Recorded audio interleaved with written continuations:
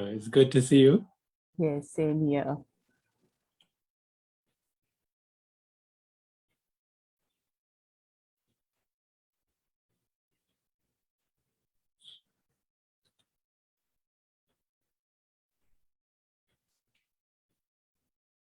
So, hello, ma'am. Yeah, we can start. Yes, we can start. Yes, yes. Okay. Okay. Good evening, everyone. I extend my warm welcome to all attendees in the third session of the second day of the International Conference on Bhakti in Vaishnav Traditions, which has commenced on the 21st of March. So far, we have engaged in extremely interesting and fascinating scholarly deliberations, papers, lectures that have explored the different dimensions of bhakti in the various bhakti traditions, sampradayas, and the nuances of bhakti in various texts. I'm happy to welcome all of you to in the third session of today. In this session, we have two special lectures by Dr. Ravi Gupta and Dr. Kenneth Valpey. So I extend my warm welcome to Professor Shakuntala Gaure to introduce Dr. Ravi Gupta. Namo Namaha. I welcome you all in the session on special lectures by Professor Ravi Gupta and Dr. Kenneth Valpey. I extend warm welcome in the International Conference on Bhakti in Vaishnava Traditions. So first of all, I take this opportunity to introduce Professor Ravi Gupta. Ravi Gupta is the head of the Department of History in the College of Humanities and Social Sciences at Utah State University. Professor Ravi Gupta holds the Charles Red Chair of Religious Studies and serves as Director of the Religious Studies Program at Utah State University, Logan, US. He has a number of publications to his credit. He is the author or editor of 4 books, including an abridged translation of the Bhagavata Purana, published in 2017 by Columbia University Press, known as the Bhagavata Purana, Selected Readings. His other books are the Bhagavata Purana, Sacred Text and Living Tradition, which is also published by Columbia University Press. Chaitanya Vaishnava Philosophy, published by Routledge. The Chaitanya Vaishnava Vedanta of Jiva Goswami, When Knowledge Meets Devotion, published by Routledge, London. He has contributed several chapters and peer-reviewed articles to renowned journals and books. Professor Ravi Gupta has received 4 teaching awards: Chas Teacher of the Year Award from Utah State University in 2017, Best Book Award from Dharma Academy of North America in 2016, Rookie Professor of the Year Teaching Award, Center College in 2007, Alumni Fellowship Award for Excellence in Teaching from College of William and Mary in 2011. He is recipient of several fellowships and research grants, a National Endowment for the Humanities Summer Fellowship, and 2 research fellowships at Oxford. He is a permanent research fellow of the Oxford Center for Hindu Studies and past president of the Society for Hindu Christian Studies. He is recipient of Summer Research Grant from College of William and Mary, Borden Research Grant from University of Oxford, Fellowship in Comparative Religion from American Academy of Religion, and a Luce Foundation Seed Grant for the Survey of Long-Term Impacts of the Religious Studies from American Academy of Religion, etc. He is working on several academic bodies. His current research focuses on the Bhagavad Purana Sanskrit commentaries. He enjoys teaching world religions, Hinduism, Sanskrit, and religious studies theory and method. So we are extremely happy that Professor Ravi Gupta is present here to deliver a special lecture And we are thankful that he accepted our invitation to participate in the conference, international conference on Bhakti in Vaishnava traditions. So now I request Professor Ravi Gupta to start with his deliberation. Thank you so much. Thank you, Dr. Shakuntala Gaude, for that very warm introduction. And my sincere thanks to all the organizers for their hard work in putting together this conference and for inviting me to participate in the conference as well. I should add to that introduction that both of the books on the Bhagavata Purana that were mentioned, I did in collaboration with Dr. Kenneth Valpey, who will be speaking next. And so it's quite fitting that we're on the same panel. We've been collaborating together on Bhagavata Purana related materials for many years now. And of course, I want to thank the Bhaktivedanta Research Center and the work that it is doing in collaboration with University of Mumbai and Stockholm University to put together this conference and other such wonderful events. My sincere apologies in advance. I'm going to have to leave immediately after my presentation today, simply because it's about 6:35 in the morning here in Utah in the United States, and I begin teaching at 7:30. I have a class in the early morning slot. So I'm at work and I'll head straight to the class after this session. And unfortunately, we'll have to miss Dr. Valpey's session afterwards. So my apologies to him and to everyone else. I've been unable to attend most of the sessions in this conference because the timings are quite rightly scheduled for India, which makes it in the middle of the night here. I'm 11 and a half hours behind India. So thank you very much for this. And I'll launch into my paper here, and hopefully there'll be some time for questions and comments afterwards. The title of my presentation is called Interfaith Bhakti in Chaitanya Vaishnavism, Lessons from Sri Chaitanya's Dialogue with the Qazi of Navadvip. Interfaith work has become a mainstay of our world today, including in Vaishnav circles. The reasons for interfaith outreach are varied.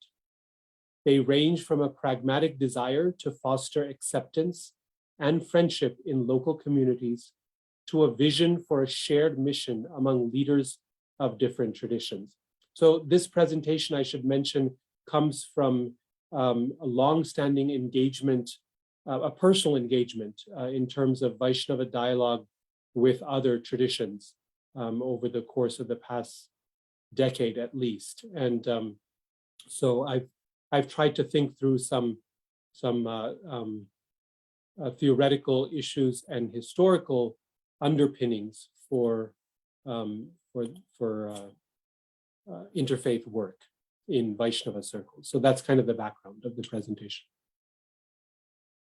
The reasons for interfaith outreach are varied. They range from a pragmatic desire to foster acceptance and friendship in local communities to a vision for a shared mission among leaders of different traditions.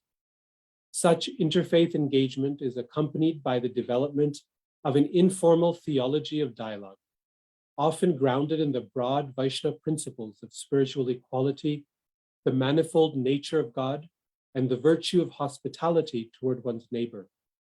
However, a more formal theology of dialogue specific to Chaitanya Vaishnavism is much needed and yet to be written, grounded in the type of sustained theological work that involves close reading of scripture, analysis of the writings of past theologians, and engagement with the theological claims of other traditions. Such work, when it is done, will be groundbreaking, not only for Chaitanya Vaishnavism, but for Hindu traditions more broadly, since attempts at articulating an interfaith theology within Hinduism have mostly come from perspectives inspired by the non-dualist theology of Advaita Vedanta rather than the dualist devotional Vaishnava traditions. Let me ask, will it be easier for the audience if I screen shared my paper so you can follow along, or is that unnecessary? Shakuntala ji, what do you think?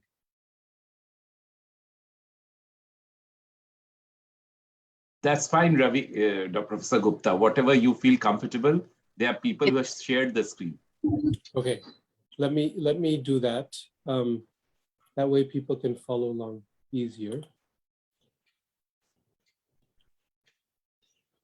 Can you see the screen now? Yes. Indeed, a Chaitanya Vaishnava theology of religious pluralism would make a significant contribution even beyond the world of Hindu theology. Chaitanya Vaishnavism offers a distinctive starting point for the work of interfaith theology, for it begins with the presumption of multiplicity and relationality, both in the world and in the nature of God, rather than treating multiplicity as an unexpected problem that requires justification. No doubt God is one, but monotheism means something very different for followers of Sri Chaitanya. The ultimate reality or absolute truth is capable of taking a limitless number of forms, and the world is one of those forms.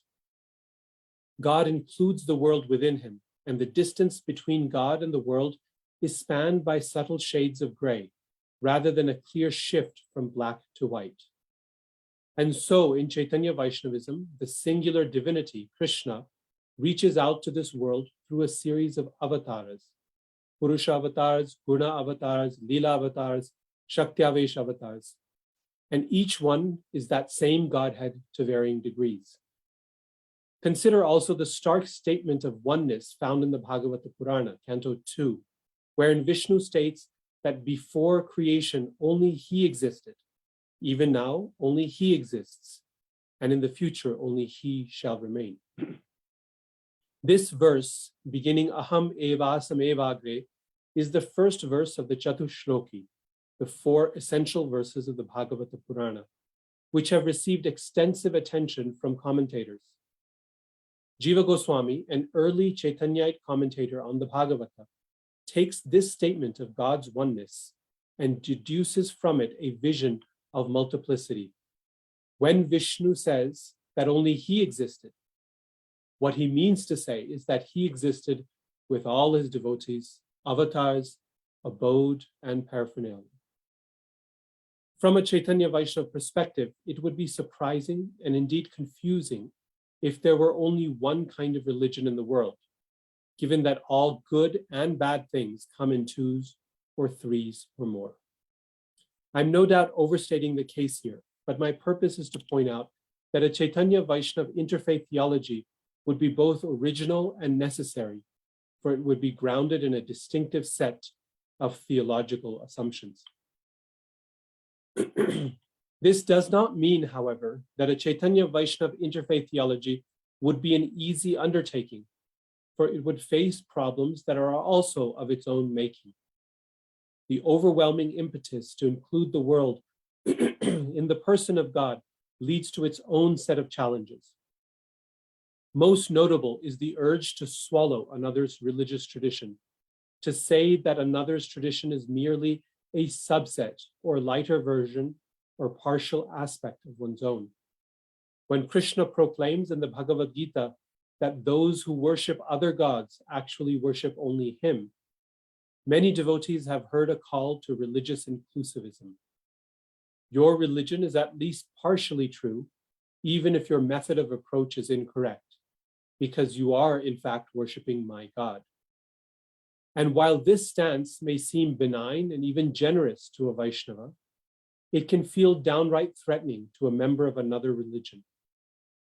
One after another, the theologians writing in Dan Cohn-Sherbach's Reader of Interfaith Theology called for dialogue to begin with an acknowledgement of differences between religious traditions and a celebration of their uniqueness. In other words, if interfaith theology is meant to provide a basis for dialogue, then clearly the complaints and worries of dialogue partners need to be taken into account. Another challenge that a Chaitanya Vaishnava theology would need to address is the question of mission. Organizations such as ISKCON have an explicit mandate for mission, and this would need to coexist with and be supported by interfaith theology. Indeed, for the Christian theologian Paul Knitter, the stubborn persistence of many religions in the world, despite centuries of Christian mission, provides strong motivation for interfaith theology, for it forces us to face the inevitability of religious multiplicity. While the reasons and goals for mission in Chaitanya Vaishnavism would likely turn out to be different from those in Christian traditions, the questions are just as pressing, and any interfaith theology would need to go hand in hand with the development of a missiology. But these are big and difficult questions, far beyond the scope of this chapter. Besides drawing attention to the need for an interfaith theology and pointing out some of the challenges associated with it, I would like to begin this project by examining a narrative in Krishnadas Kaviraj's Chaitanya Charitamrita, Sri Chaitanya's dialogue with the Qazi of Navadvip. A theology of religious pluralism needs at least two components. First, it needs to include a systematic study of doctrinal issues. Why are there many religions? Are they all true and effective? Why ought we to engage with them? But second, one needs a practical theology that articulates how devotees ought to behave with people of different religions and what they might gain from such encounters. The story of the Qazi is particularly useful for this second purpose, since it is one of few explicit examples of interreligious dialogue found in Chaitanya Vaishnava scripture.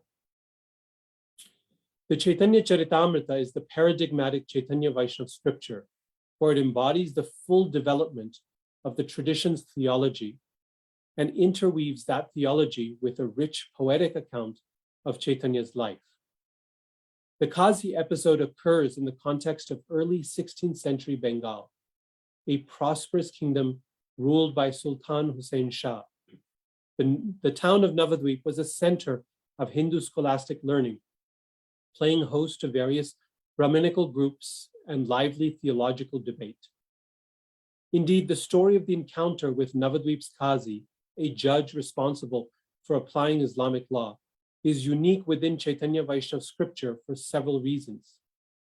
First, it is an instance of deliberate dialogue with members of another religious tradition, as opposed to an accidental or casual encounter. Second, it involves two religious leaders in dialogue, as opposed to the many instances of lay encounter that one can imagine must have occurred on Navadvip streets.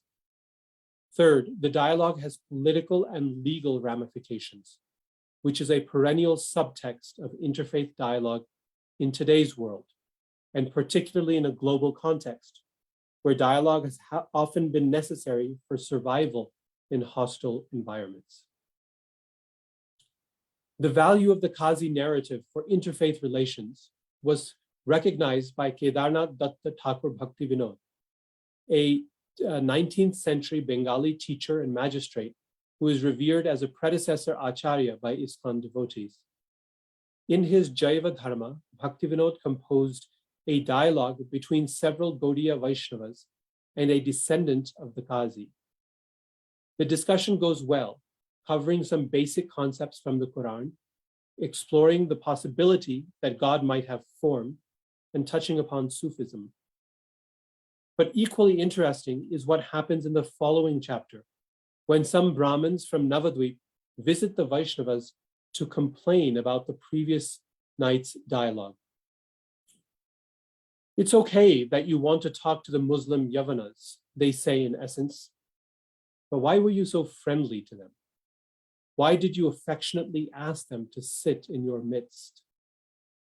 This leads to a debate between the Brahmins and the Vaishnavas, with the Vaishnavas arguing that bhakti has the power to transcend all boundaries based on birth.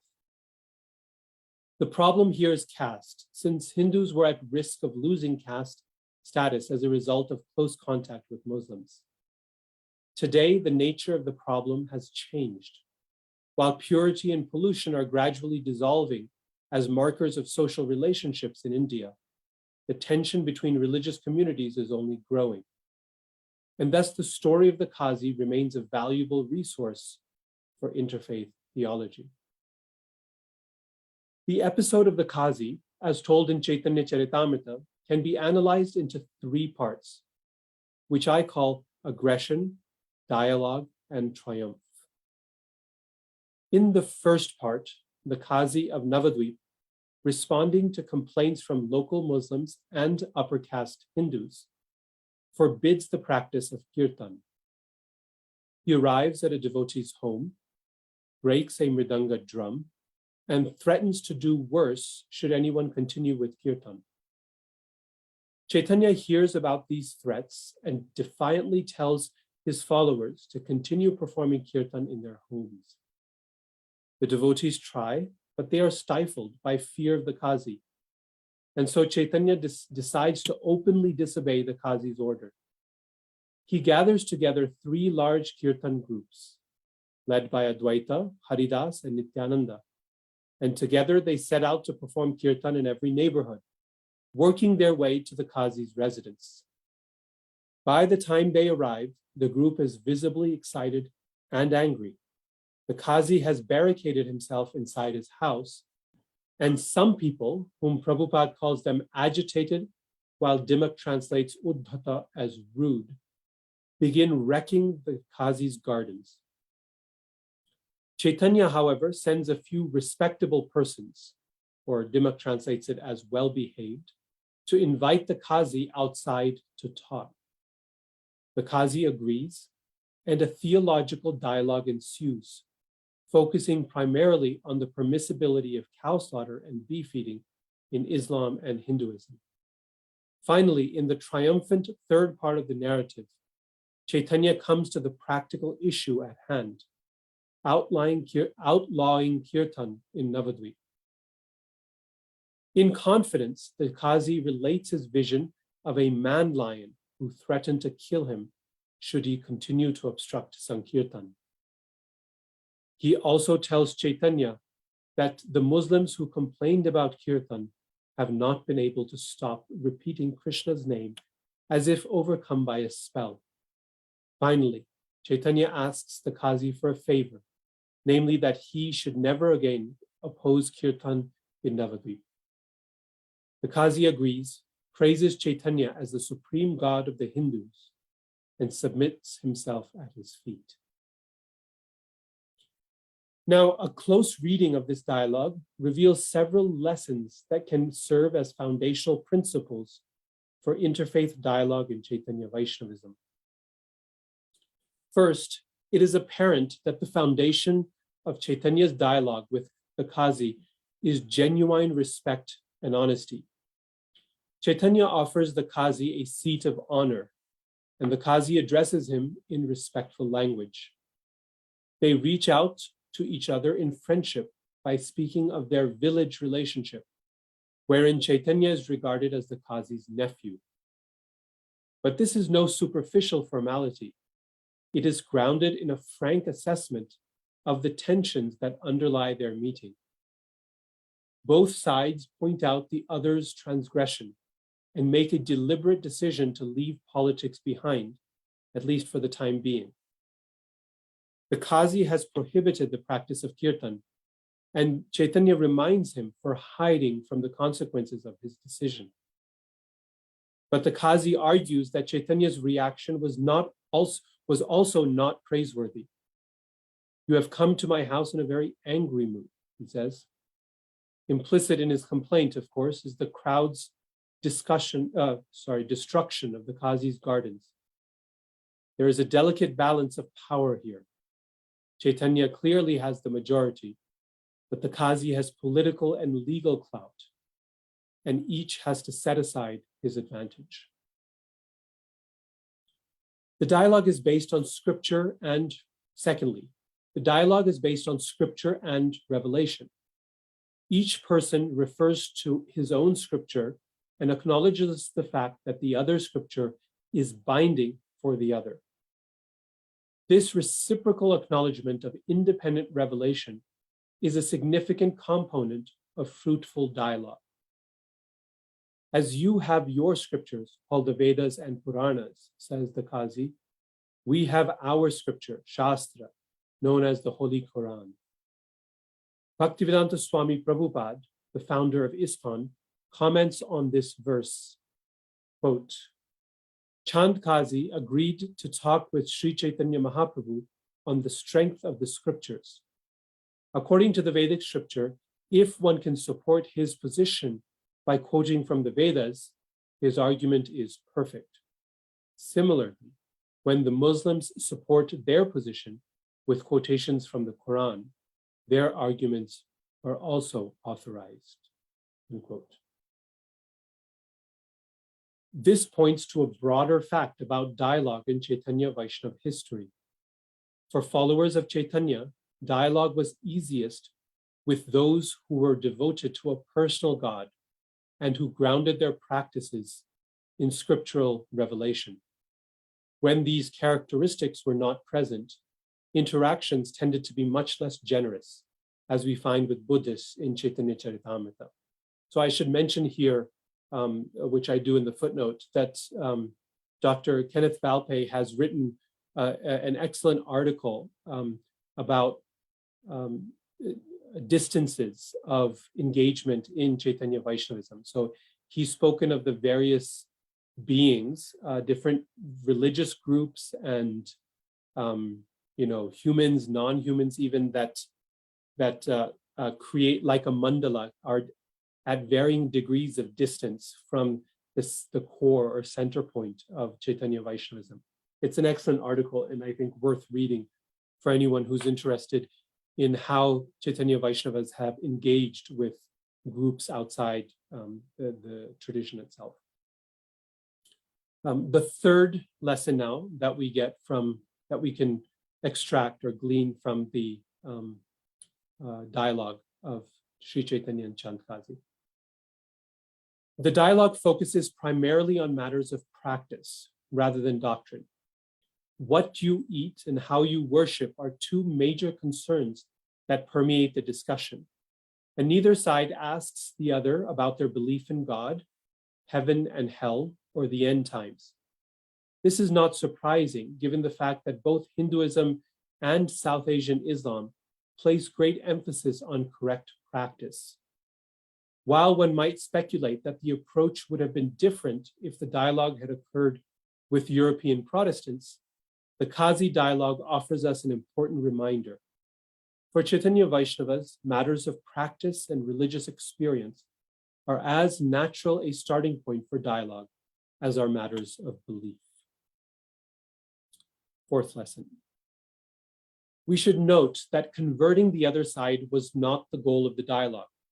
In fact, despite the rather triumphalist tone at the end, there is no indication that the Qazi changed his religious affiliation or that Chaitanya wanted him to, or indeed that full conversion was even possible given the strictures of caste in 16th century Bengal. Rather, by decreeing that none of his descendants would disturb the kirtan, the Qazi indicated just the opposite, namely that he and his children would retain their religious affiliation and the political authority that came with it. What has changed by the end of the dialogue is the Qazi's outlook and behavior toward the Vaishnavas. And a similar transformation occurs on the part of Chaitanya, who has relinquished his anger. Chaitanya ends the exchange by affectionately touching the Qazi, an act that must have been risky in the context of caste rules of the time. These and other useful lessons can be gleaned from the Qazi episode when we treat it as scriptural resource for interfaith dialogue. Nevertheless, there are also serious challenges that need to be acknowledged and addressed. The most significant problem is the triumphalist tone that is present throughout the episode, which would no doubt be a recipe for failure in contemporary interfaith dialogue. According to Krishnadas Kaviraj, Chaitanya bluntly tells the Qazi that he is going to hell, and the Qazi confesses that the Quran is a new, illogical, and imagined scripture. At the end, he submits to Chaitanya by touching his feet and praying to become his devotee. This would hardly be a viable goal or outcome of interfaith dialogue today, for the dialogue would end as soon as the intentions became clear. From a theological perspective, one might argue that the Qazi's submission was a special case, brought about by the fact that Chaitanya, God himself, was the dialogue partner, and thus nothing short of surrender could be expected. This is something that could not be expected with human participants. And so, one might argue, this aspect of the dialogue should not be treated as prescriptive for contemporary interfaith dialogue. From a history of religion's perspective, we know that hagiographies of religious teachers in India depict the teacher in the manner of a conquering ruler, Chakravarti, triumphant in every theological encounter. Nevertheless, the fundamental question remains: is the Qazi encounter a dialogue or a debate? Here, we must recognize the fact that formal religious encounters in pre-modern India typically happened as a moderated conversation between competing philosophical standpoints and were expected to end with a victor. We might think here of the debates held in King Janaka's court and described in the Upanishads, or the debates of the great teachers of Vedanta in medieval India.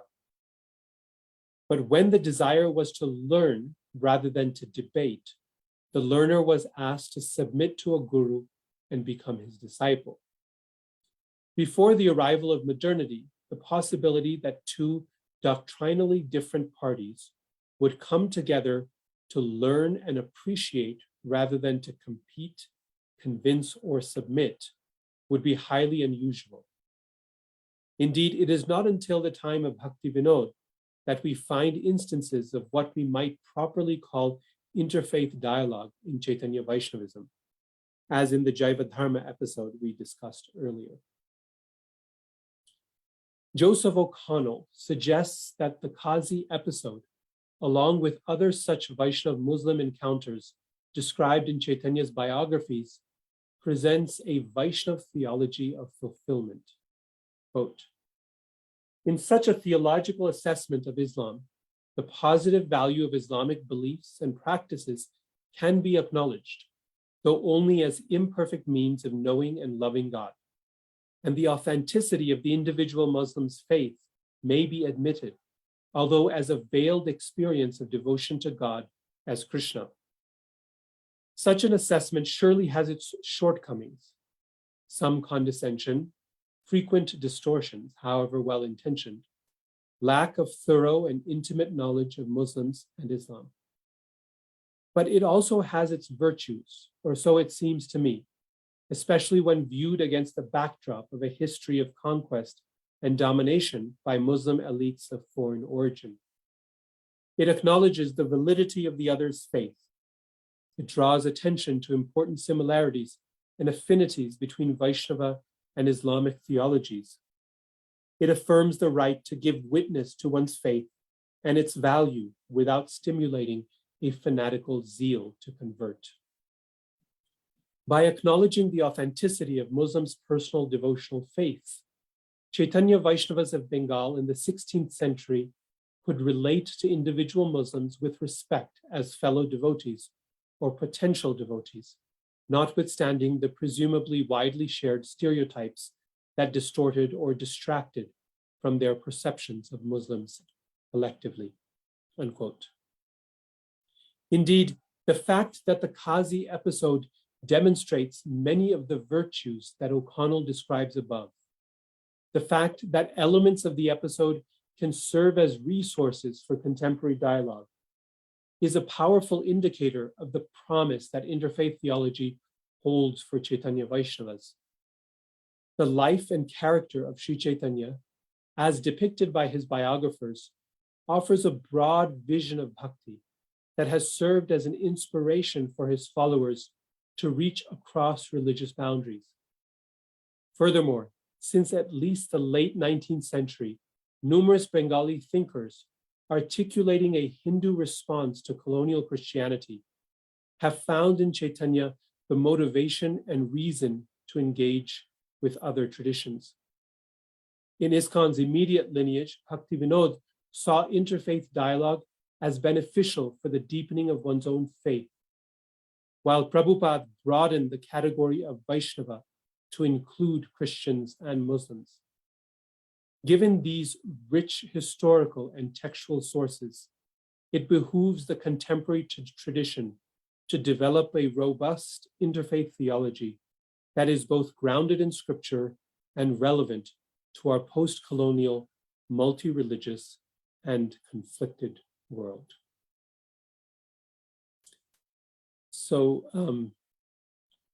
that concludes my presentation. And given the fact that I have to leave in just about 10 minutes for my teaching here class, I think this is a good point for me to pause and see if there are any questions or comments or thoughts that anyone in the audience would like to share.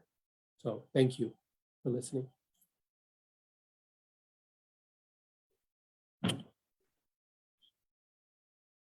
Thank you, Dr. Gupta, for the wonderful lecture. And now we open the panel for questions. If anyone has, please, you can raise your hand.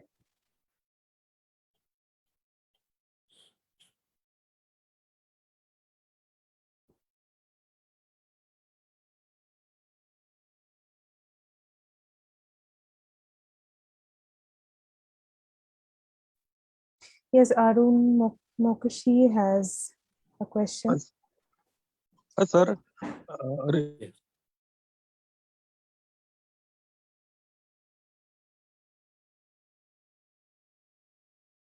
I cannot hear you. Your voice is what is the frozen.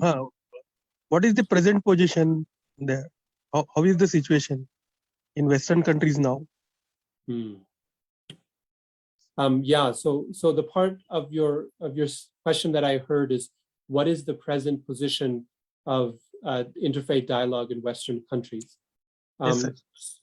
Yes. So a good question. Interfaith dialogue among Vaishnavas has actually, between Vaishnavas and other religious groups, has actually been flourishing. And a big reason for this has been the work that ISKCON has been doing in regard to interfaith dialogue.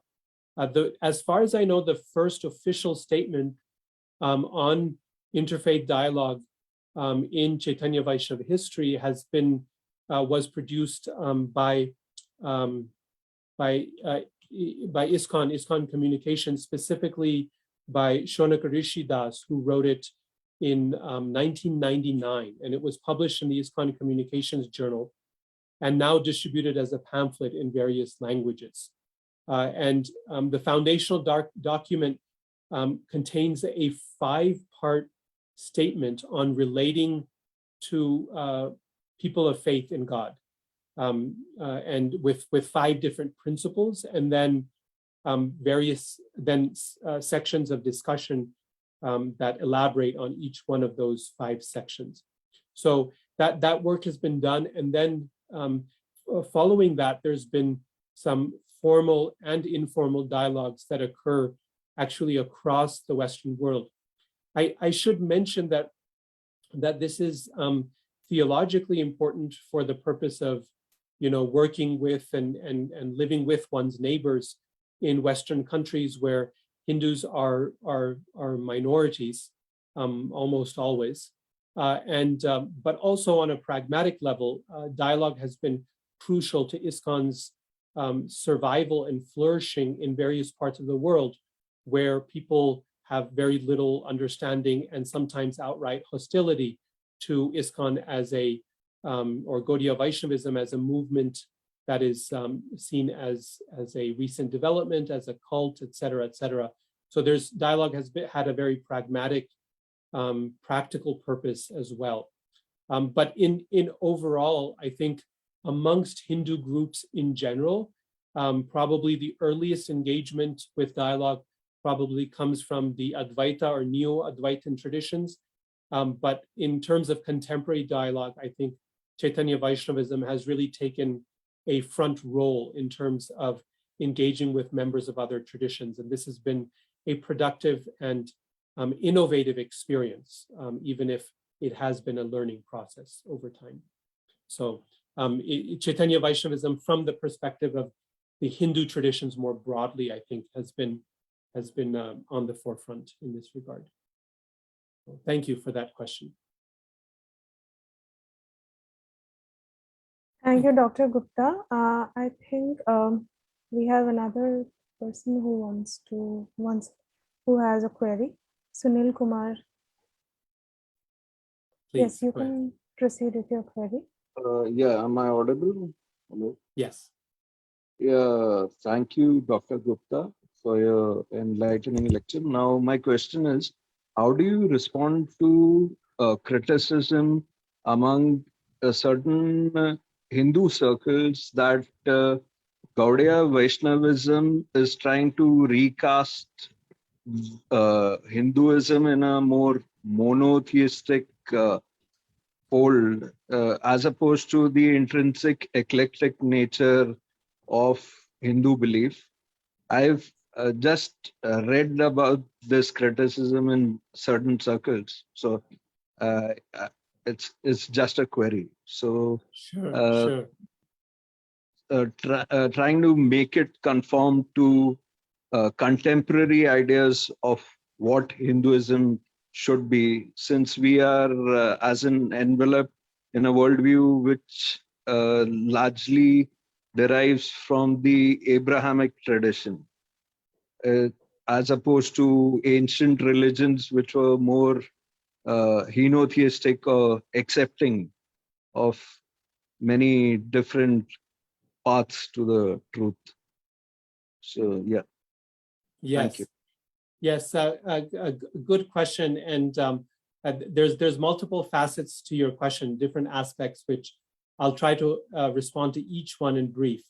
One is that, the question of or the criticism of why is Chaitanya Vaishnavism, or ISKCON rather, recasting, I think is the word that you used, or adapting the tradition.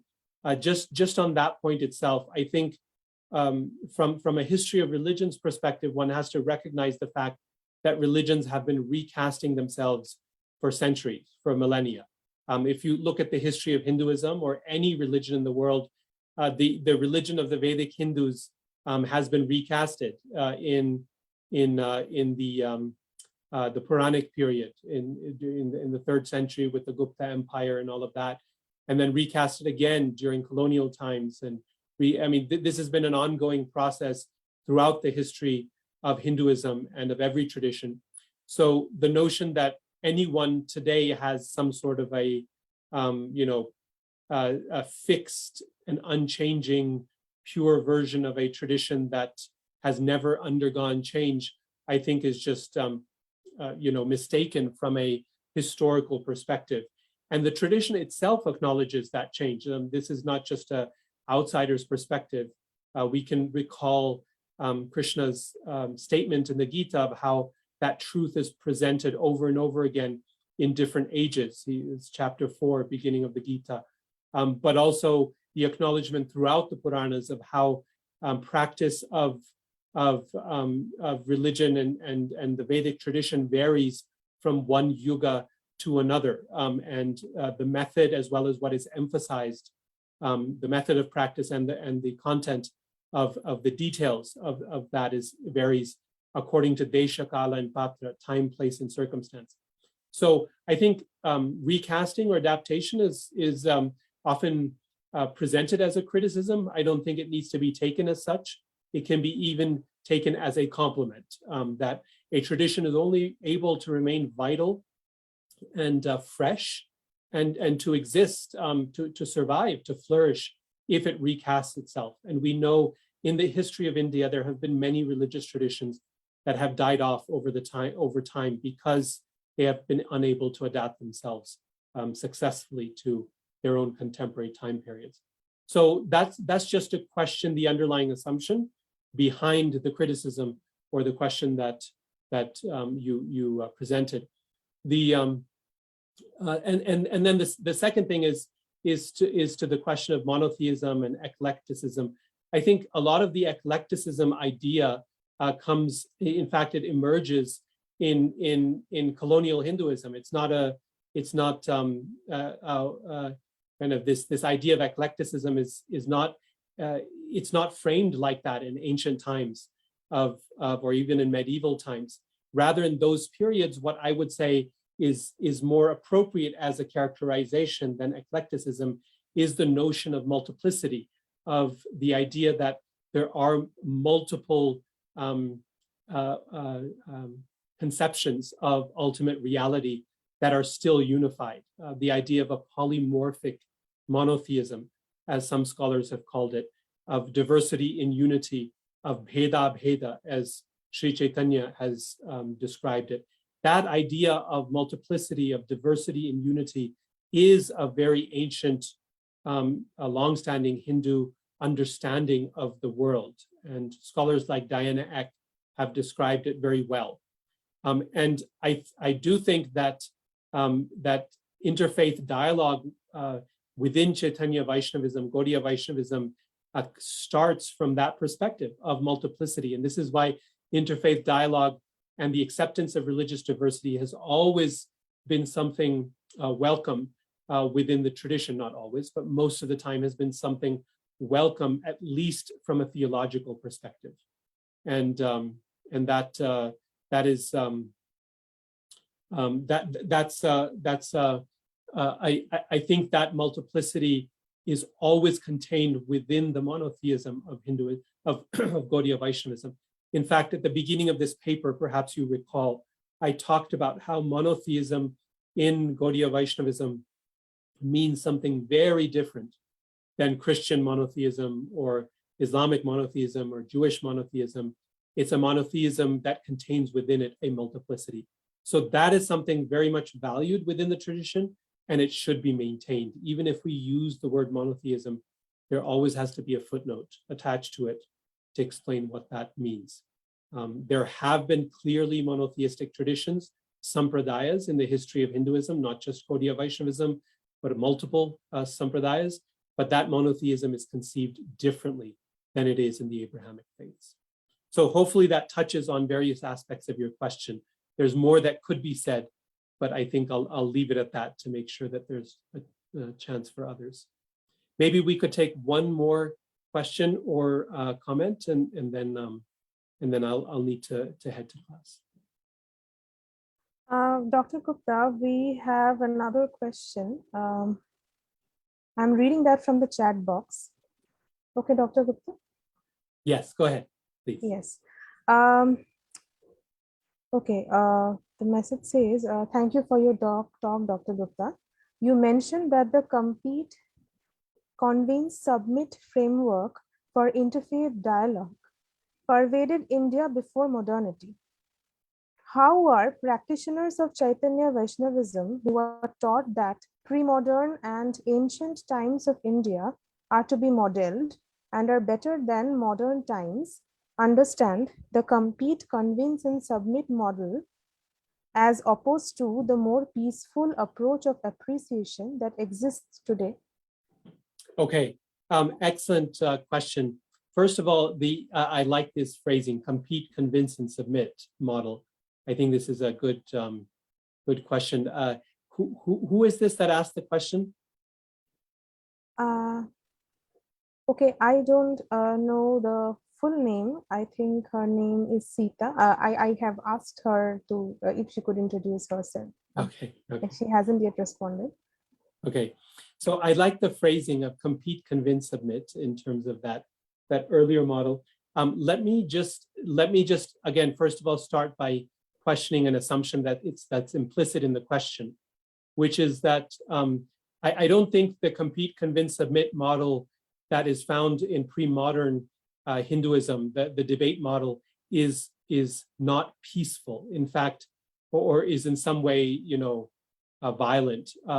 In fact, to the contrary, I think when society this is a personal opinion, but I think when society has opportunities for debate and dialogue, even if that is competition, but there's debate with victors and losers and so on in the intellectual sphere, it helps to keep that competition outside, off the battlefield. It provides outlets for people to debate and for issues to be resolved in civil society, in socially constructed environments, rather than when civil society and civil dialogue breaks down and the only alternative is physical violence. So I'm not convinced that the pre-modern approach of compete and convince and submit is necessarily a problem in terms of not being peaceful. I think it can be peaceful and very productive, and it's not necessarily existing it's not mutually exclusive to the appreciative dialogue that we have been discussing here. Having said that, of course, in the case of interfaith dialogue, compete, convince, and submit would not work in any context today. It would just lead to a lot of problems, as I mentioned in my presentation. And so for the modern period, I think we do need a more appreciative model of dialogue rather than the competitive model of the past. Now, in regard to the question of, what about the idea that the pre-modern and the ancient is better than the modern? Again, I would simply question that assumption. Of course, the ancient has so much value to give to us today. This is the foundation of our practice and tradition and history and scholarship and so on. But at the same time, I think Chaitanya Vaishnavism specifically needs to question that assumption, given the fact that Gaudiya Vaishnavas hold that the highest revelation of spiritual or devotional understanding is provided by Sri Chaitanya, who is not ancient. He's 500 years ago, which is essentially the early modern period. Sri Chaitanya's life is at the very beginnings of colonial encounter in India. The Portuguese are almost landed on Indian shores. The Muslim empires have been already present for centuries. But for Gaudiya Vaishnavas, Sri Chaitanya's theological message presents a higher truth than earlier traditions offered, through the idea of prema bhakti in the mood of the residents of Vrindavan. And that notion of prema bhakti, again, for Gaudiya Vaishnava specifically, is of the highest truth, and it is not ancient. It's merely early modern. And so the idea that the highest truth is the farther back one goes, the better the truth becomes, is, I think, questionable, particularly given Krishna's statement in the Gita that he reappears in every age to present that same truth in fresh and new ways to current audiences when ancient truths are lost.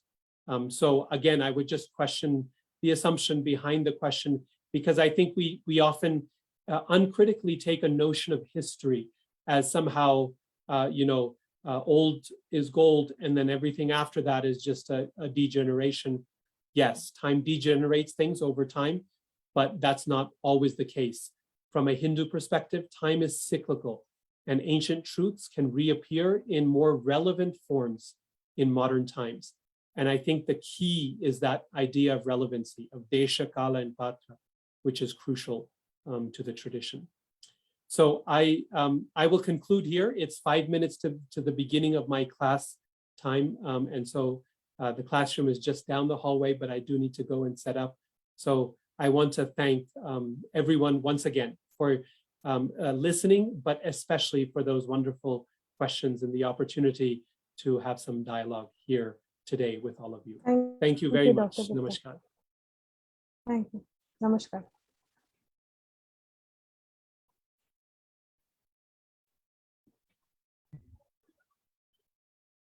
So we move on to our next lecture. And the next lecture will be by Dr. Kenneth Valpey. His topic is To Take Place, Marking Sacred Territory in Bhakti Hagiography. I extend my welcome to Dr. Medha Deshpande to introduce Dr. Kenneth Valpey. Thank you. Namo Namaha. A very good evening to everyone. It's a proud privilege to me to introduce Dr. Kenneth Valpey. Dr. Kenneth Valpey is a research fellow at the OCHS, where he is a coordinator of the Bhagavata Purana research project. Together with Professor Ravi Gupta, he has edited a volume of articles and translated a volume of selections from the Bhagavata Purana. Both volumes published by Columbia University Press. Dr. Valpey is also a research fellow at the Oxford Center for Animal Ethics, OCAE, where he has written and lectured on non-violence and environmentalism, as well as on the application of yoga principles and practices for animal-human relationships and animal protection. Dr. Valpey completed his PhD in 2003 from the University of Oxford with a study of Vaishnava temple liturgical practices and theology, published by Routledge in 2006 as Attending Krishna's Image, Chaitanya Vaishnava Murti Seva as Devotional Truth. Dr. Valpey has taught courses on Indian religion and culture at the University of Florida, Gainesville, at Chinese University of Hong Kong, and at the University of Pula, Croatia. His emphasis is on pursuing a comparative integrative understanding of dharmic traditions and exploring these traditions in contemporary contexts. He frequently gives visiting lectures at various universities, including universities in the People's Republic of China. His publications include Cow Care in Hindu Animal Ethics, Krishna Seva, Traditional Ritual in the Practice of Bhakti Yoga, the Bhagavata Purana Selected Readings, the Bhagavata Purana Sacred Text and Living Traditions, etc. Today, Dr. Valpey is delivering a lecture on the topic To Take Place, Marking Sacred Territory in Bhakti Hagiography. I request Dr. Kenneth Valpey to present his speech. Dhanyavada. Dhanyavada, Dr. Medha Deshpande, for your kind introduction. And I'm very grateful to you, Dr. Shakuntala Gaude, for inviting me to take part in this conference. I'm grateful also to Dr. Ferdinando Sardella of the Bhaktivedanta Research Center, and also Dr. Sumanta Rudra, all my good friends. And I'm grateful for all of you joining this event. And I'm especially happy to see those of you here whom I know in different contexts. It's a little different. I'm especially happy to see Dr. Itamar Theodore from Israel. Yes, let us proceed.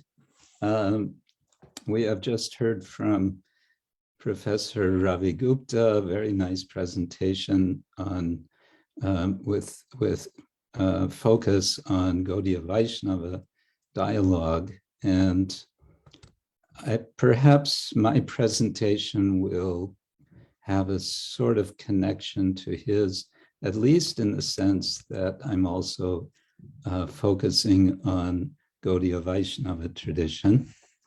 And I'm thinking that since Professor Gupta has shared his screen, I should probably follow in his footsteps. So I don't have a fully polished written paper unlike his. What I have is essentially notes, but for the sake of following along, it may indeed be helpful if I show you my notes, if I can share the screen. Let's see if this will work. Yes, I think we can do this. Okay. Yes, can you all see this now? Yes. Good, okay. So I'm giving this title To Take Place, Marking Sacred Territory in Bhakti, Hagiography. And the first part of this title, To Take Place, I'm borrowing from Jonathan Z. Smith, a very prominent, the late Jonathan Z. Smith, scholar of religion at University of Chicago, who wrote a book with this same title, with, however, a much different approach or focus. So in this presentation, I'll give attention mainly to the account of Sri Chaitanya's journey to and parikram around Vrindavan, which took place in the early 16th century, as portrayed by Krishnadas Kaviraj in his Chaitanya Charitamrita, which he completed in the early 17th century, with some brief, broader reflections on the importance of locating bhakti geographically. So let's begin with some opening thoughts.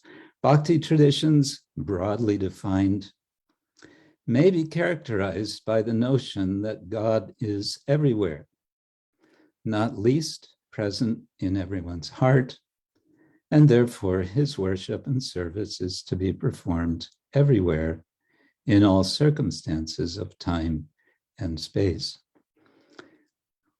Inclusiveness is a feature of this perspective on the nature of bhakti, a feature shown in many ways, for example, the prominence of vernacular language use in bhakti traditions, but also suggested by numerous Sanskrit shastric statements. On the other hand, we see that bhakti traditions typically are very concerned to establish and maintain sacred geographies, with specific locations designated as particularly special or unique. And so we may see a kind of tension here, which hopefully is a creative tension between these two different aspects of bhakti traditions. And I think they deserve tradition to understand something of the dynamics of this polarity. So I want to keep this polarity sort of in mind as I approach the subject.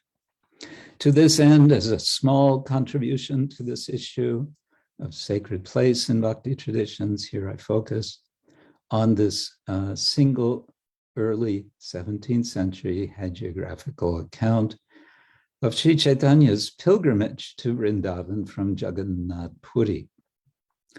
This is Krishnadas Kaviraj Goswami's account in chapters 17 and 18 of Madhya Lila of his important masterpiece, the Chaitanya Charitamrita.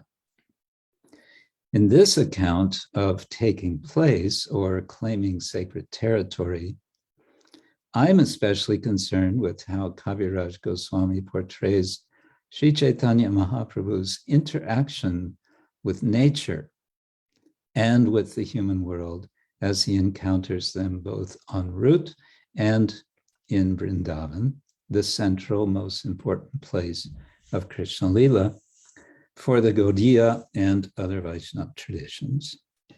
And I might mention here that this perhaps exposes my concern. I do have these kind of two engagements, one with the Oxford Center for Hindu Studies, the other with the Oxford Center for Animal Ethics. So I've been thinking a lot about this intersection of broadly speaking, Hinduism, more specifically, Gaudiya Vaishnavism, and a concern for how humans relate with animals, and more broadly, with the natural world as a whole. I will focus on three particular moments in this account, each highlighting important elements of a composite vision of how Krishna Bhakti takes place, and in so doing, is meant to cherish and preserve place, wherever it may be, as sacred place of divine Leela. And I should mention here that hagiography has a definition. It's a type of biography that, quote, denotes the writing or study of the lives of the saints, or a book containing such lives in which history is not a primary concern. Now, there's an issue here. Can we call Chaitanya Charitamrita hagiography, or should we call it sacred biography? Yes, Joseph O'Connell wrote an entire article on this question. We may also ask how Krishnadas Kaviraj's account illuminates or is illuminated by Jonathan Z. Smith's arguments in his book To Take Place Toward Theory in Ritual. He quotes from Claude Levi-Strauss, all sacred things must have their place. We may ask why. He says, being in their place is what makes them sacred. For if they were taken out of their place, even in thought, the entire order of the universe would be destroyed. So a question that we could ask is whether this is true in the case of Krishna Bhakti as understood, especially in the Gaudiya Vaishnava tradition. In any case, my main interest is to consider how this description of a saint's pilgrimage can serve present environmental concerns. And here I'm prompted by Edith Viskagrod's work, Saints and Postmodern Ethics. This is a monograph which argues that hagiography can serve as a source of inspiration for ethical behavior, source of inspiration and guidance, I should say. A bit more about hagiography specifically in North India bears mentioning. Since my inquiry focuses on a hagiographical account of a particular pilgrimage, this should be contextualized in the wider North Indian tradition of hagiography, which has a long and rich tradition in India overall, and specifically in North India, where historically one looks first to Buddhist texts, hagiographical texts, and then to Jain works. And only after these earlier works do we begin to see Hindu hagiographical works. William Smith, who wrote another monograph on this subject, has said the need for a hagiography for Bhakti traditions was created by the very nature of devotional movement. An interesting point. An important precursor hagiographic genre is about the Vaishnava alvars. For example, the Divyasuri Charita of the 12th century, and also the hagiography of the Nayanars, the Shaiva Nayanars, both of the Tamil country. For my topic, significantly, the poetry of the Alvars is full of descriptions of sacred places, specific physical images of Narayana in specific temples. And I dug up one example of this just last night.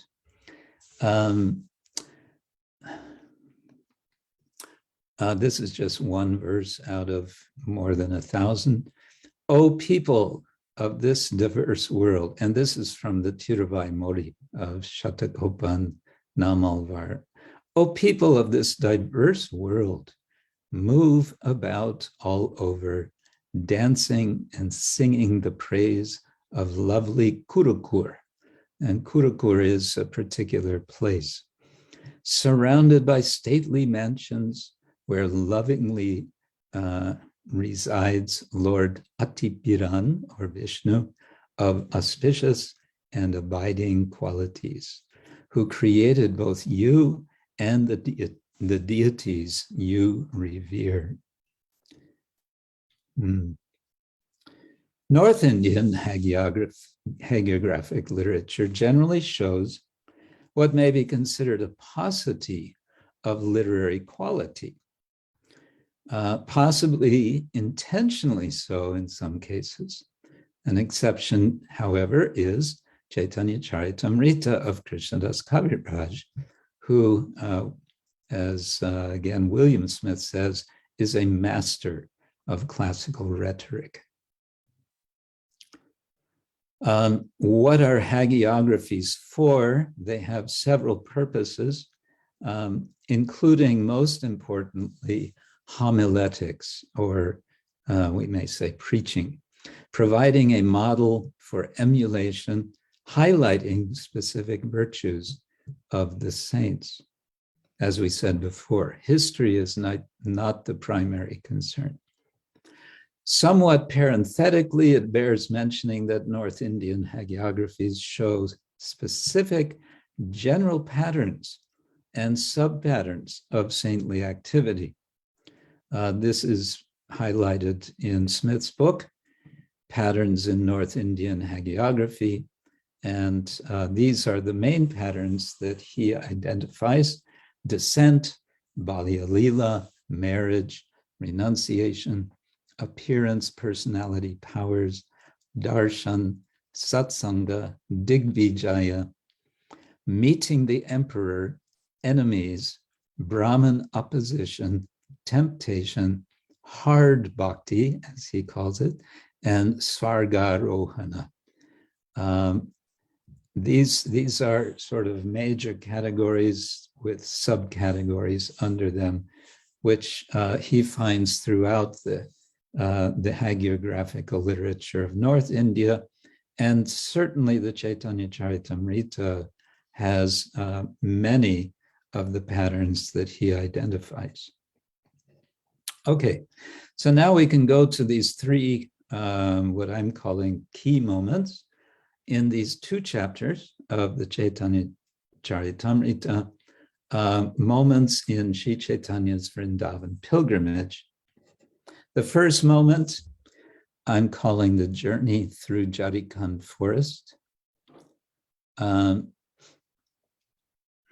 This is through his travels through the wild tract of Jharikand, which is now an official state of India, on his, I think it's called Jharkhand, isn't it? On his way from Jagannath Puri to Vrindavan. We might want to call this account Chaitanya's communion with animals and tribal peoples. And I'll just quote a couple of verses from this section. Ekgodina patte bagra kori ache shayan abe shetar gaye prabhu lagila charan. One day on the path, a tiger was reclining. Possessed with transcendent feelings, the master, Chaitanya, began to touch the tiger's body with his foot. Prabhu kahe, kaha Krishna bagra utila, Krishna Krishna kahi bagra nachite lagila. When the master said, "Speak the name Krishna," the tiger arose. Intoning the name Krishna Krishna, the tiger began to dance.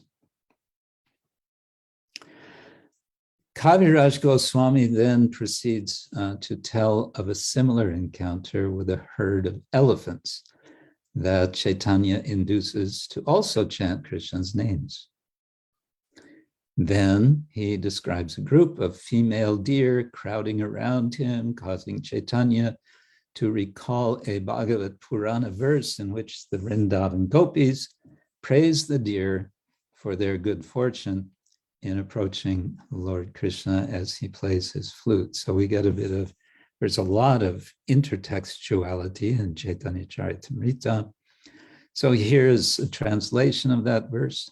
Blessed are all these foolish deer, because they have approached Maharaj Nanda's son, who is gorgeously dressed and is playing on his flute. Indeed, both the does and the bucks worship the Lord with looks of love and affection.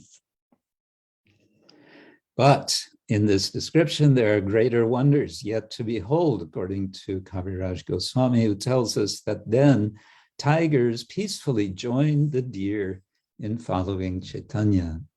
Not only this, but Chaitanya induces the tigers and the deer to chant Krishna's names, to dance and to jump, and even to embrace each other and to kiss each other.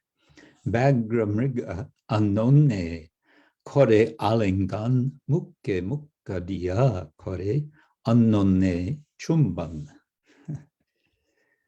All of this fun, as Kaviraj Goswami calls it, inspires Chaitanya Mahaprabhu to regard his present location far from physical Vrindavan as Vrindavan.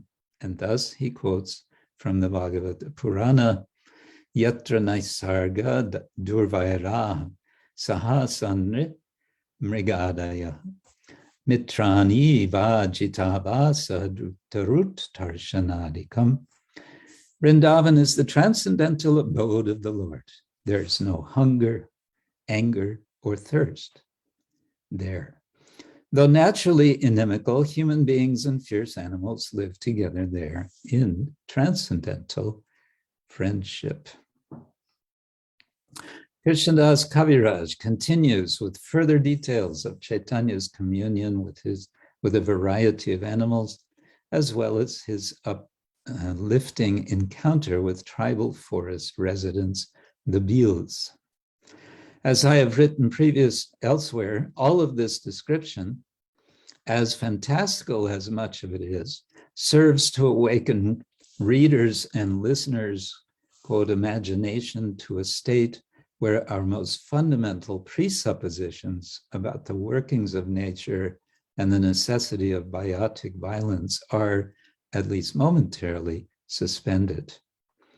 Divine human-animal celebratory interaction is thus at the very center of what constitutes Vrindavan, as much outside the physical precinct of Vrindavan as within it. And there will be more such descriptions when Chaitanya is present in Vrindavan proper. So now we go to the second of these three moments. I'm calling arrival and reception in Mathura Vrindavan, but I'm focusing only on a narrow part of this. And this goes into chapter 18 of these two chapters. The second moment for us to consider is in this hagiographic account of Chaitanya Mahaprabhu's Vrindavan pilgrimage, has to do with Chaitanya's establishing or reestablishing sacred plays, specifically Radha Kunda and Shyama Kunda, the former especially coming to be regarded by Gaudiya Vaishnavas as the most exalted sacred place within Braja Vrindavan, and indeed the whole world.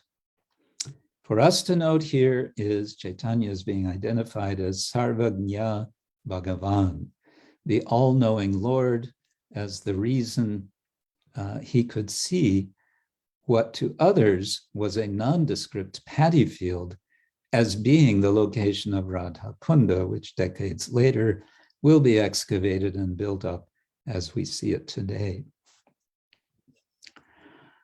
And then Krishnadas Kaviraj begins describing Chaitanya's encounter with Govardhan Hill, a similar major sacred place for Gaudiyas as well as other Vaishnavas. Krishnadas writes, Govardhanadeki Prabhu ila dandavat akashila alingiya haila unmatto.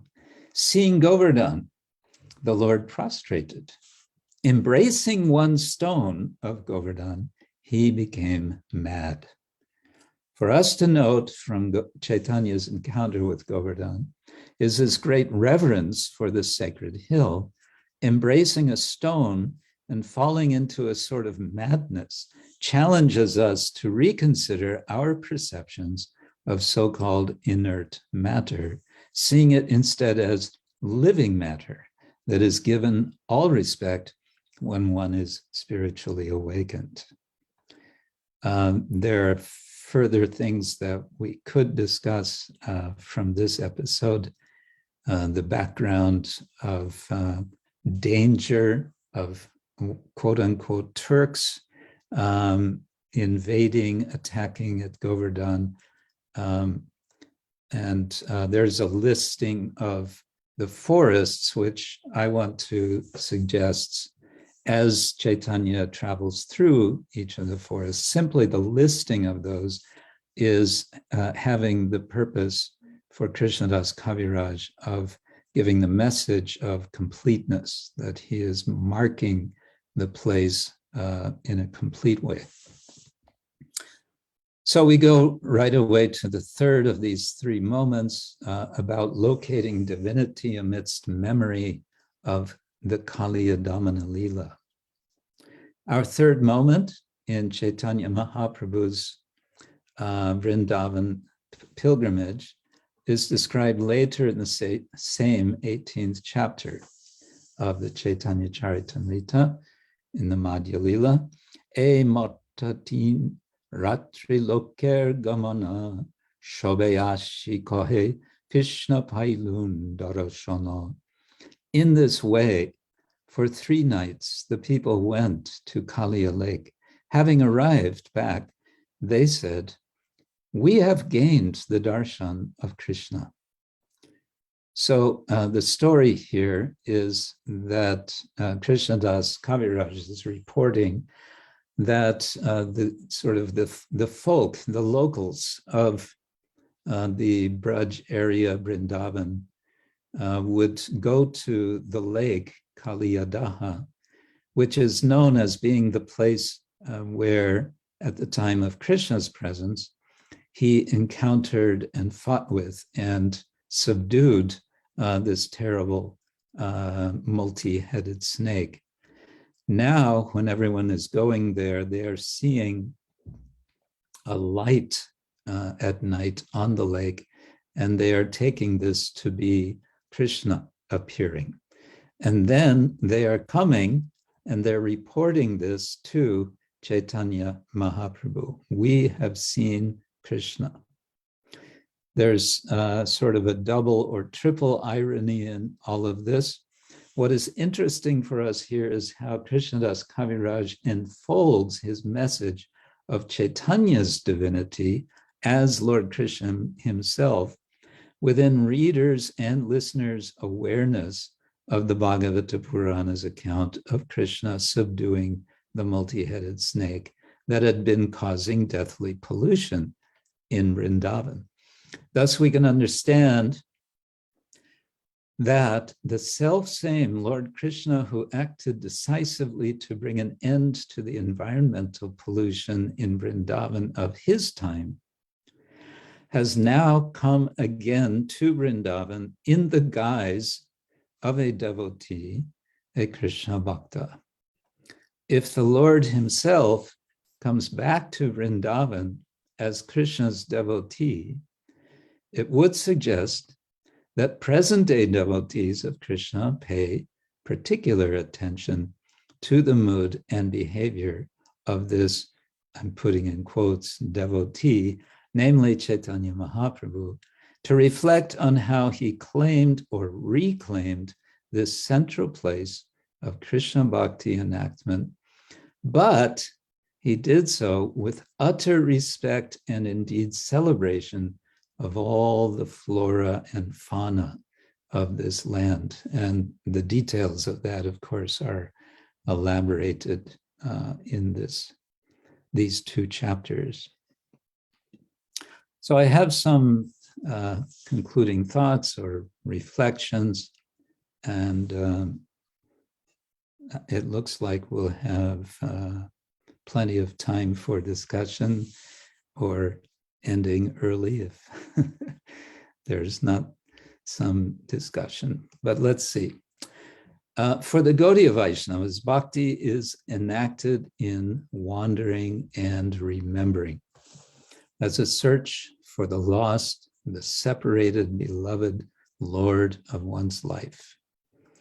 This enactment brings one, or ought to bring one, in communion with all beings, locating one in a place that is sacred, not in the sense of taboo or set apart, which is sort of the standard understanding of sacred in the scholarship on religion, but rather as a place of eternally expanding living beyond the confines and miseries of birth and death.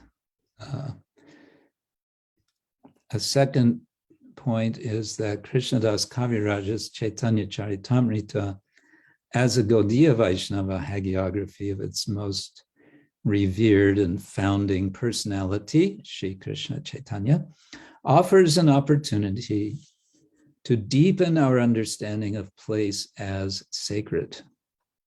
As a model of bhakti behavior in Krishnadas's hagiographic representations of Chaitanya, we can draw ethical guidance, even and especially in this postmodern age of entrenched relativism, as Edith Viscagrod argues. Viscagrod shows that such relativism and consequent apathy is transcended in representations of saints that emphasize and highlight their selflessness and care for others.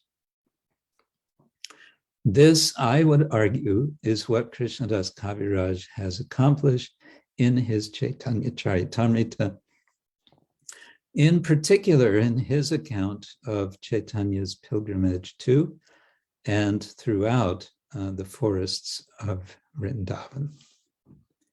And then further focusing on the importance of Vrindavan for Krishna Bhaktas, we may note that, again, following J.Z. Smith in his book To Take Place, Toward Theory and Ritual, the stability of space rendered into devotional place serves to anchor Krishna Bhakti in such ways as to generate and intensify its emotional power to engage people over extended time. This devotional place is integral and complementary to the sonic world of Krishna Bhakti expression as Kirtan or Sankirtan.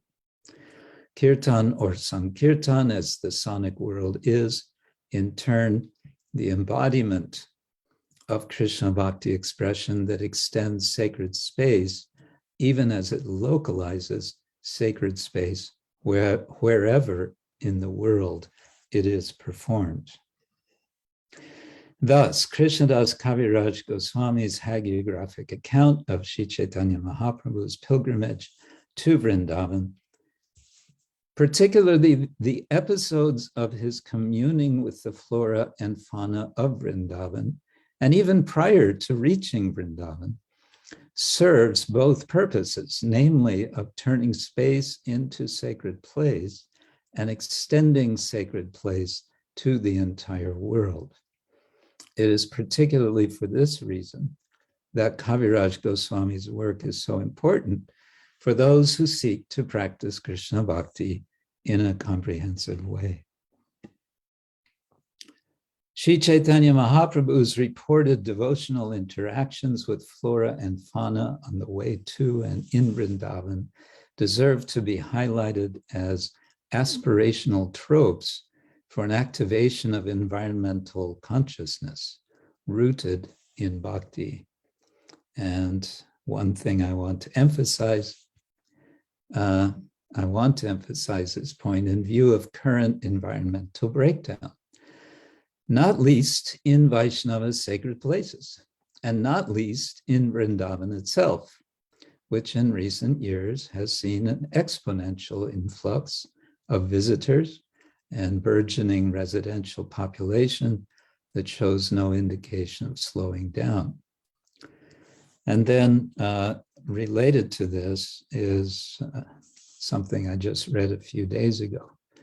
An interesting consequence of this buildup of the built environment would seem to be encouraging, namely the recent announcement that the Union Ministry of Road Transport and Highways of India will spend 5,000 crore rupees to improve the 256 kilometer of Braj's Chaurasi Kos Parikram Marg with a 5.5 meter wide walkway with grass and tiles and amenities around the entire Braj area.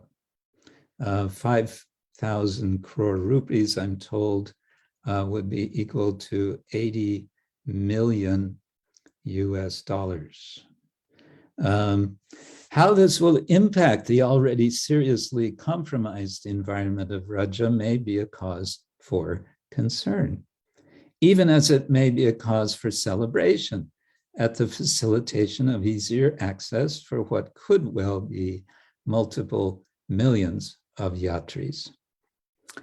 And again, for me, this development shows a need for hearing the likes of Krishnadas Kaviraj's account of Sri Chaitanya's devotion permeated honoring of all Vrindavan's creatures in the course of his Vrindavan pilgrimage. I will stop there and see if there's any discussion or any question. I do have further issues that I might raise in this context, but let's stop there for now and let's see if there's any response, any discussion. Thank you, Dr. Valpey, for your wonderful lecture. I think it's time we can open the panel for a question answer session. So if anybody has a question, they can raise their hand.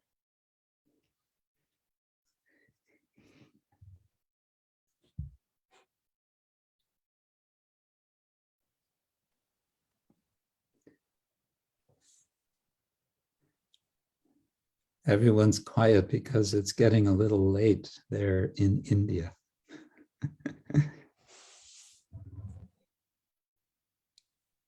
It's not so late yet. Oh, okay.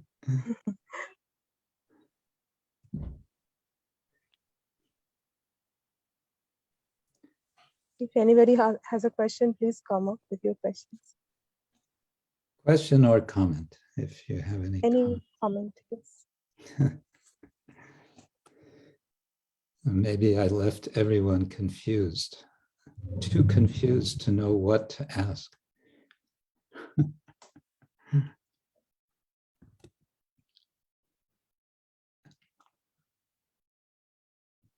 Okay, Arun Mokshi has a question. Yes. Yes, please.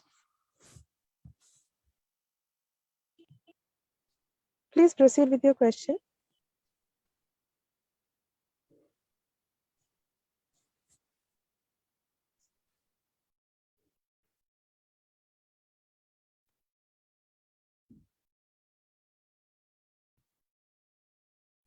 We have another question. I'm reading from the chat box.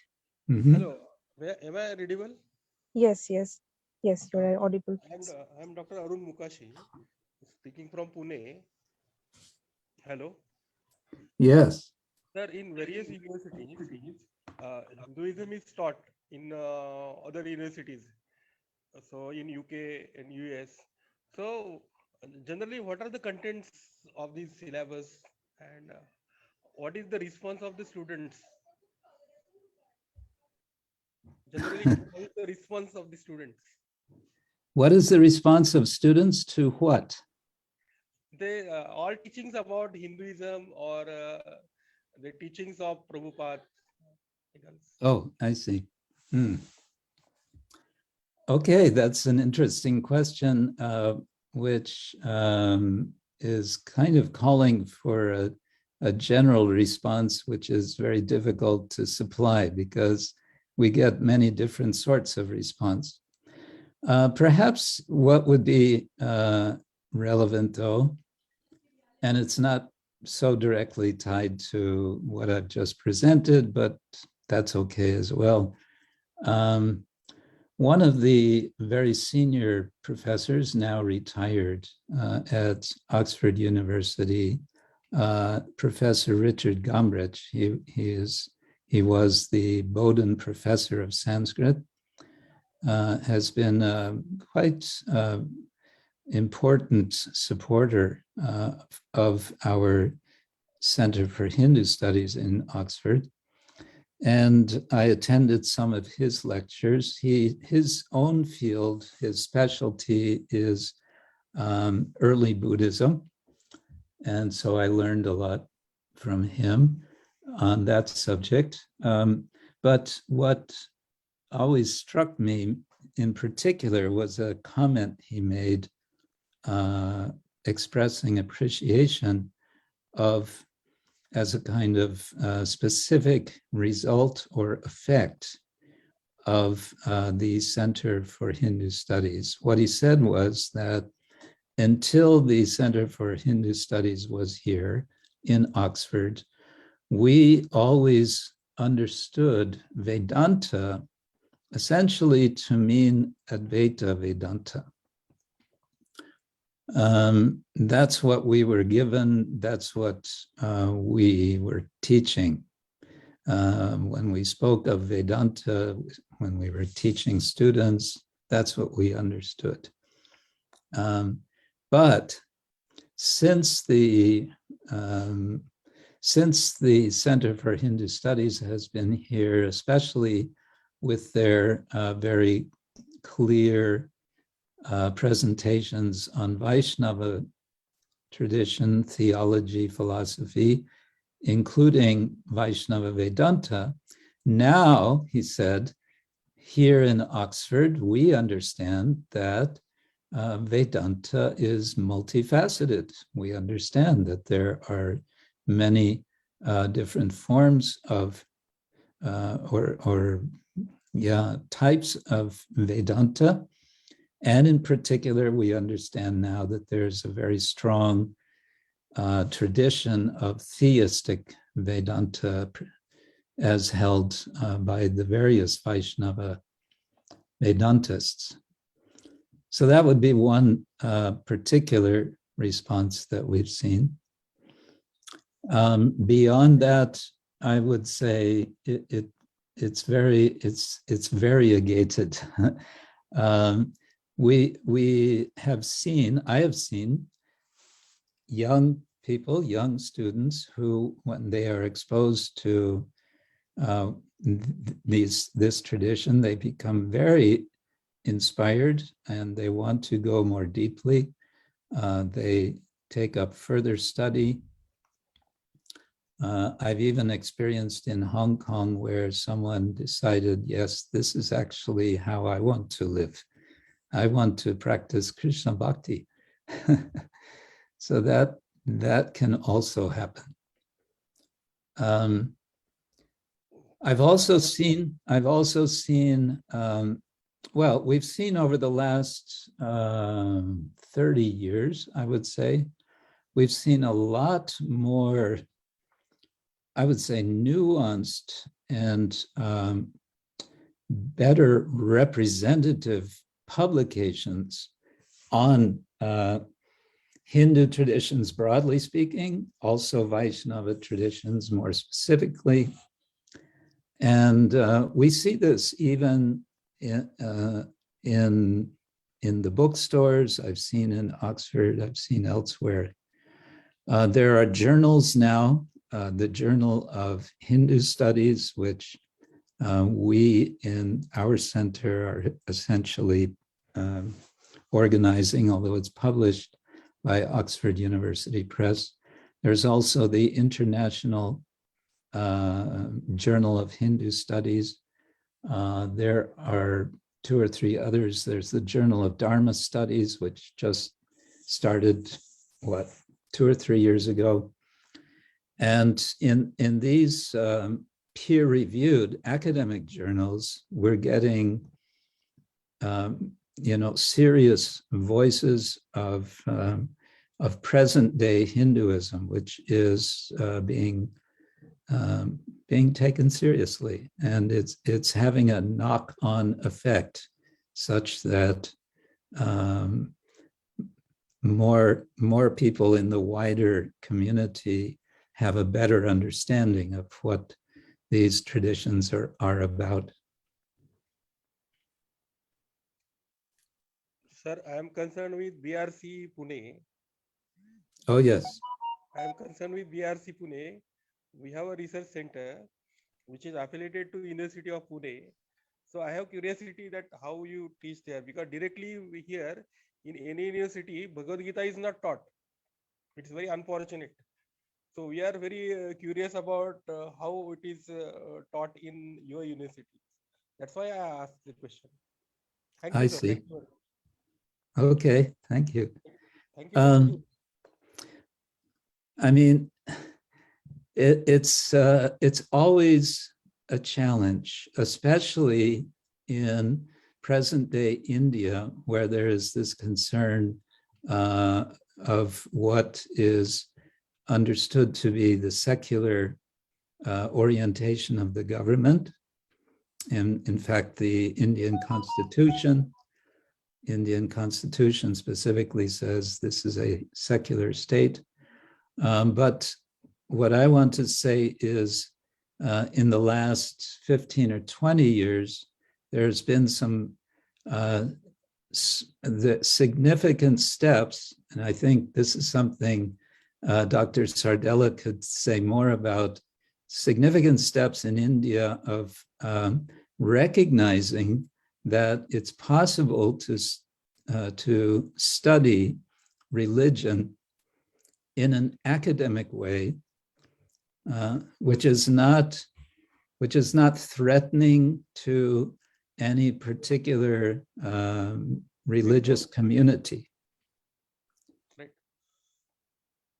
I'm sorry, I didn't hear. Yes, sir. Yes, sir. Definitely. Yeah.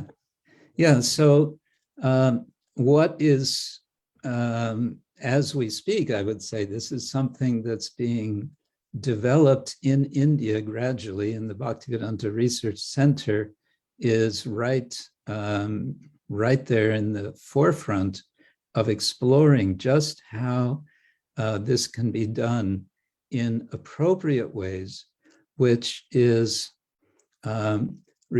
respecting, honoring, and properly representing the tradition, and at the same time is respecting other traditions, respecting the notion of the secular public space, and so on. But that's about all I can say. I'm speaking in very general terms. I don't know. Ferdinando, do you want to say something about this? I know you've been right in the middle of this. Yes, this is due to the fact that in India there are quite few universities that have religious studies as a centrum, as an institution, for example. So the need is there. At the same time, even speaking about different fields, like, for example, Islamic studies, Buddhist studies are quite established in India since a long time, but we don't have practically much at all about Hindu studies or Vaishnavism, for that matter. And that, as you mentioned, the the possibility maybe in the future to study religious studies as a sociology, for example, as a theology, to create an interfaith, interreligious environment in a way which can be very, very useful. So that's happening hopefully soon in India. So it needs to be discussed. It needs to be presented. This needs to be presented as a possibility for the future, so to speak.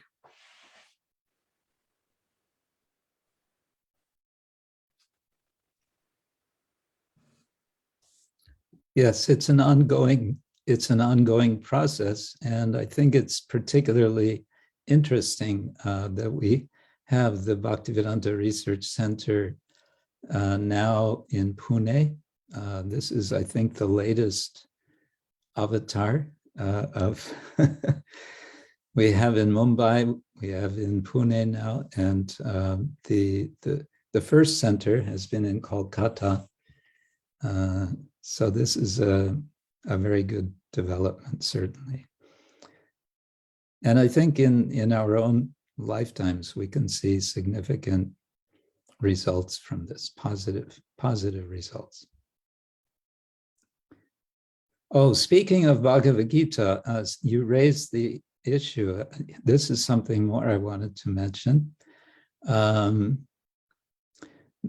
idea of teaching Bhagavad-Gita. So there's an initiative that has been done, I believe, 2 or 3 times now, and it's being done each year, based in Delhi, ISKCON Delhi, Punjabi Bagh, for children in schools, and this has been hugely successful, where they do what they call something Olympiad. They frame it as a kind of competition, and they frame it as a way of teaching morality and ethics. And they've gotten any number of schools, entire schools, involved in this, with thousands of students. And it's just from 2 years ago to this last year, it was a multiple expansion of involvement in that.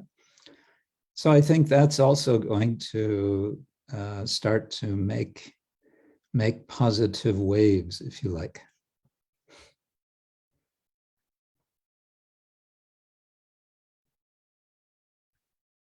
Mm-hmm. So let's see, what else?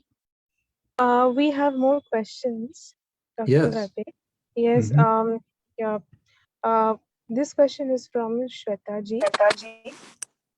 What, according to you, be the ideal solution for Braj?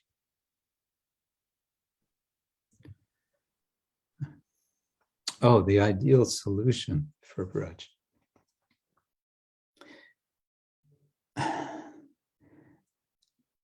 I don't think there's a simple solution for Braj. It is an interesting situation, because what was a fairly, how to say, not so much visited place.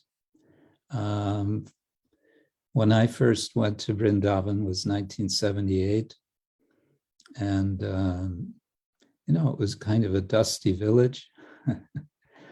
And now it seems like it's becoming a suburb of Delhi. It's exploding. And the number of visitors to Vrindavan annually, it's been said, is greater than the number of visitors to the Taj Mahal. Whatever that number is, but it's, certainly millions of people. And whenever you get numbers of people in one place, it has its effect on the environment. I would say the first step is education. I think that's, the first step in so many things. It's about educating behavior. It's about imbibing in people the understanding that this place that you're coming to is a sacred place. And what does that mean? That means if you really want to get the full benefit of being there, you have to you have to be extremely careful about how you behave in terms of how you act, even what you say, how you act in relation to other people, in relation to all living creatures of this land. And if you do this properly, it's for your benefit, because you are going to be, after leaving Vrindavan, you're going to be a different person, and you'll be able to influence others in positive ways that can be beneficial for wherever you live, for the environment. So yeah, what occurred to me when I read this, that they're spending 5,000 crores rupees on this parikram marg, is I thought, that's great. Now, they should also apportion, maybe not the roads and transportation department, but the education department should apportion 5,000 crore rupees for education. And this could be focused on Braj, or maybe more broadly, specifically on environmental education. Anyway, that's, don't get me started. This is such an urgent need worldwide. And now we're just going backwards. Things are falling apart. What with, wars and conflicts of all kinds, turning us in an about-face direction to what we need to do. Education, I would say, maybe I should have made it a simpler answer. As they say, there are three things we need: education, education, and education.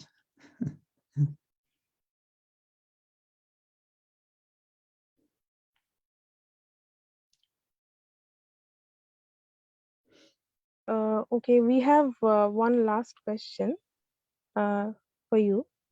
Yes. Julia Walker has raised her hand. Mm-hmm. Would you please proceed with your question?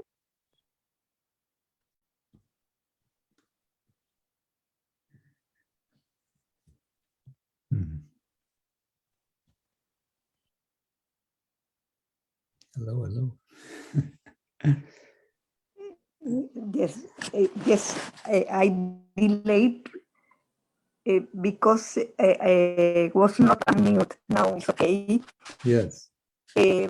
First, I need to tell, first time I have contact with this knowledge and this tradition, Vaishnava, and then maybe a stupid question, but I want to congratulate to you and to the previous presentation, because it's wonderful, this scientific research in all these subjects. For me, it's surprise.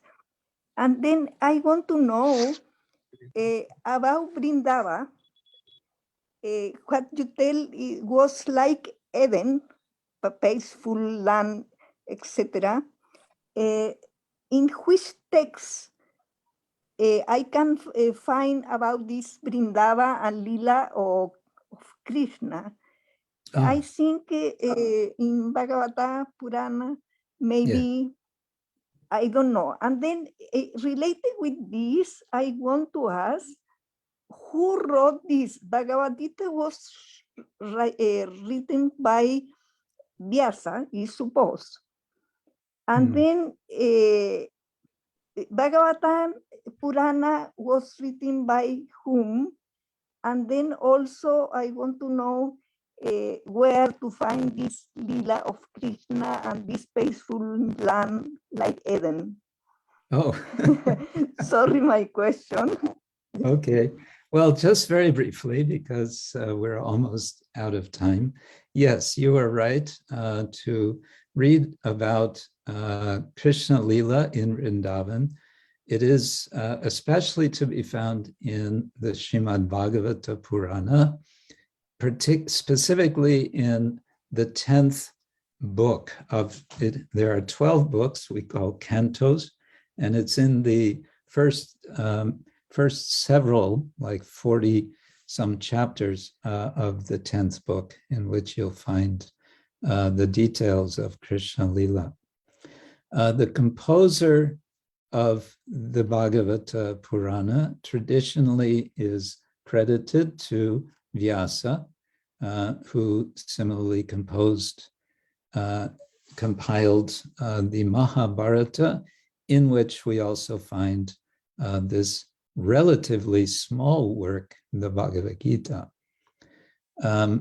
I say traditionally because modern scholars, they are always a bit nervous if we say, Vyasa 5,000 years ago wrote the Bhagavata Purana. But this is the tradition, and this is the main source. And then in later times, and particularly following the time of Chaitanya, his close followers, and then the next generation, wrote extensively.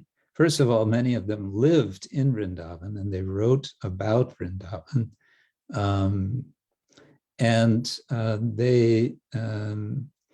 Yes, the next generation wrote about this practice of parikrama, of circumambulating, of walking around Vrindavan. This we find in a particular text, the Bhakti Ratnakara, which is originally in Bengali, but there is a translation of.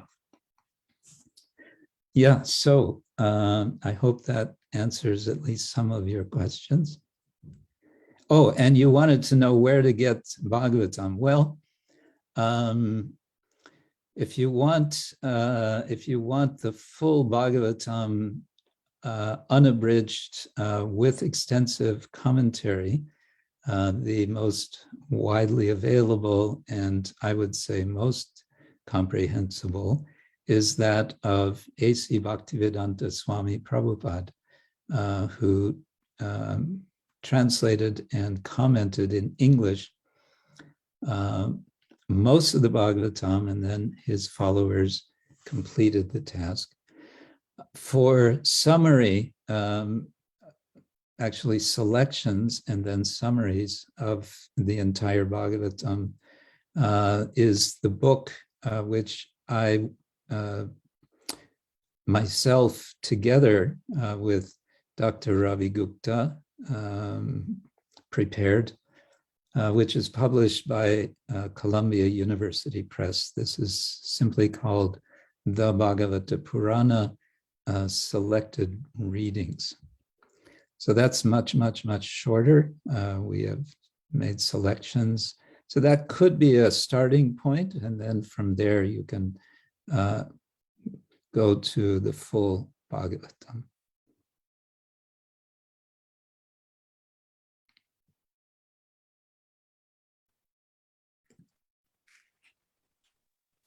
So thank you, Dr. Valpey. I think we don't have any more questions. Yes. Yes, thank you. Thank you for a wonderful lecture. I would now welcome Dr. Sardella. I would request him to express his vote of thanks. Yes, thank you.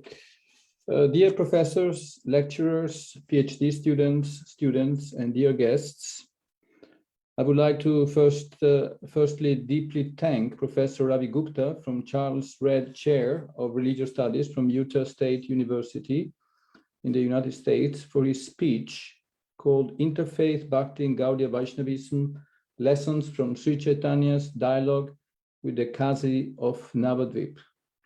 A very important discussion of the link between Islam and Gaudiya Vaishnavism, about interfaith and dialogue, which is always a need, and a presentation also of multiplicity in monotheism, for example, and to present the knowledge about the multiplicity that is present in the Bhagavata Purana, in Vaishnavism, in the traditions. It's a big challenge because as Professor Gupta mentioned, the knowledge about the multiplicity, which is very complex in Vaishnavism, is very little known if we discuss the relationship between, for example, Vaishnavism and Christianity or Islam. So very important points. And I would also like to thank Dr. Kenneth Valpey, a research fellow of Oxford Center for Hindu Studies from Oxford University, United Kingdom, for his very interesting topic called To Take Place, Marking Sacred Territory in Bhakti Hagiography. This was also a very important presentation about the large amount of Vaishnava and Bhakti Hagiography texts in India, shaping their sacred territories as well. The focus in the presentation was Sri Chaitanya's journey to Vrindavan, portrayed by Krishna Das Kaviraj Goswami in his Chaitanya Charitamrita and Krishna Bhakti, with three areas. One, loving animals such as tigers and deers. Two, Govardhan Hill and touring the forests. And three, locating divinity amidst memory. Dr. Valpey mentioned his important books about, for example, the Bhagavata Purana, selected readings, which are very important for spreading and get a deeper understanding of the Bhagavata Purana. So I would like to thank you. Thank you so much for your wonderful presentations. Thank you.